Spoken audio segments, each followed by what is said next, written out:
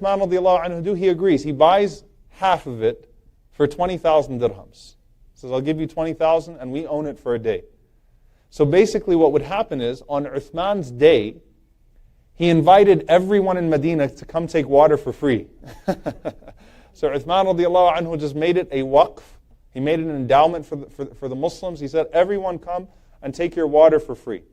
So when that man's day would come, no one would purchase water from him. So he went back to Uthman and he said, okay, I'll sell you the other half for 20,000. Uthman radiallahu anhu said, no, 10.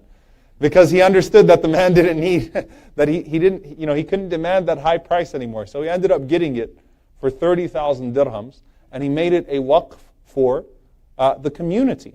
And it's amazing because that waqf still exists. The well is still there.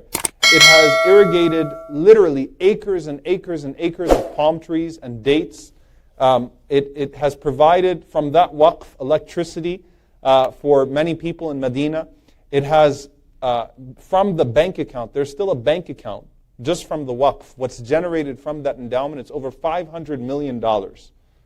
Okay, till today. So Uthman radiallahu anhu is still getting the reward from something he did 1400 years ago, which was to purchase a simple well to provide water for the people.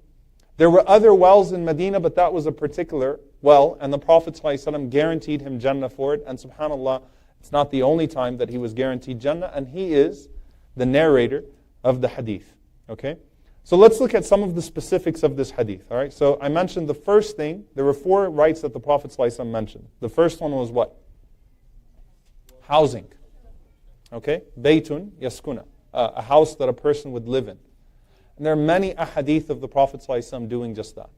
So we find a hadith, and it's just a teaser for a Friday khutbah, just so you can come to Jum'ah, because otherwise I know you weren't going to come to Jum'ah. But this Friday khutbah will actually be about this hadith. I couldn't resist. There's a beautiful story behind it. The end of the hadith is that the Prophet ﷺ provides a home. He actually builds a home in the masjid for this woman, for this poor woman. Okay?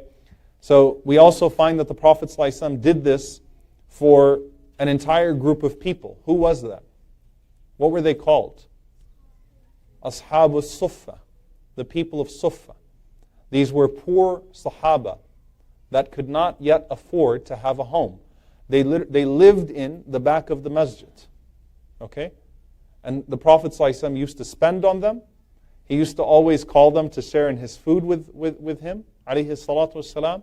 Very beautiful story of Abu Hurairah radiallahu ta'ala anhu, where he mentions that he went out and he was so hungry one day that he asked Abu Bakr radiallahu ta'ala anhu a question about the Qur'an, knowing the answer, but he was hoping Abu Bakr would notice his hunger and invite him for food. So he asked him a question, Abu Bakr answered the question and went on. He said, then Omar came by and I asked him the question. I knew the answer, but I was just hoping he'd recognize how hungry I was.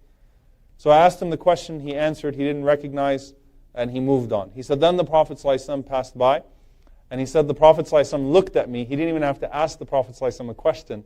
Rasulullah ﷺ knew the pain of hunger. As Ibn Hajar says, no one experienced hunger like the Prophet ﷺ. So he looked at his face and he knew this was the face of a hungry man.